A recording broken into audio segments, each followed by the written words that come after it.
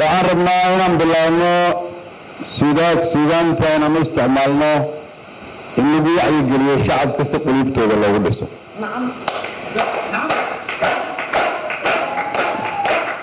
وعرضنا سودان كلو تاجره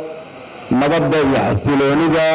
سلسة عليه قبكي يشرفتي كرامة المدة الصومالية.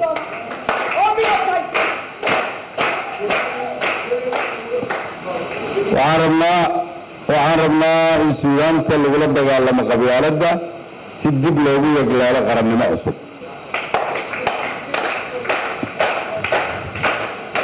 وعرضنا إن السودان كإذا هرتقنا كالقضنا شهر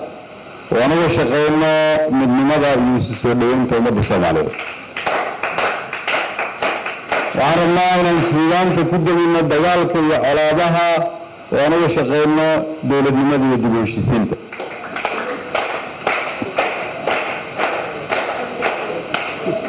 وعرضنا إن السودان كإذا شغلنا وننكوك للسعنا حقا يبابلك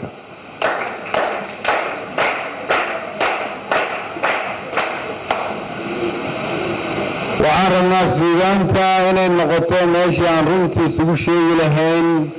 وانا سيقى قبل لهين قوة كشغاية قبيالة دائية قرن بالمسلمة ده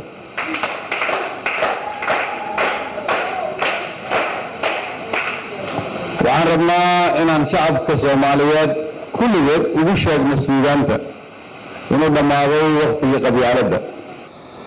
ما دام آد كشغيسان إن قلوب الشعب كأدو جيدسان جهدا صحدا أهي قبلها ما دام الشغبي آد باللاودين دبيشي دي أندرين إنه وحنودا عنا هاي شغلاس إن أندردر قلنه في مركز شغلاس أن أدردر قلنه وحن كشغلنا الناس سيدات شكتين إن أنبضلنا كل مدى وعن مدى ما أنت عن شركة كسو صارنا أنفلنه waxaan halkan idinkaga sheegayaa marka haddii idinku aadan bilaabina inaad dalka jihaysaan haddii aadan bilaabina kuwa raba dangaara inay ka shaqeeyaan inaad runta u sheegtaan haddii aadan u sheegina inay ku dhowaad 30 sano oo qarandumisnimo aan ugu filan tahay haddii aadan u sheegina dunida inaan ka harnay inaanan u aqbalin in carruurteennuna ay dunida ka haraan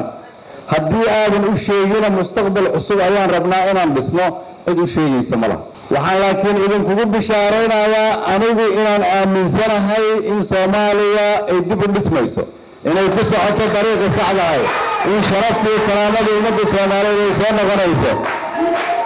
in waqti kooban gudaheed dalkan dunida ay ku soo ordi doonto in annaga shaqana loo soo doonan doono in iskuullada isbitaallada loo soo doonan doono in Soomaaliya ay mar kale noqon doonto libaaxyada geeska Afrika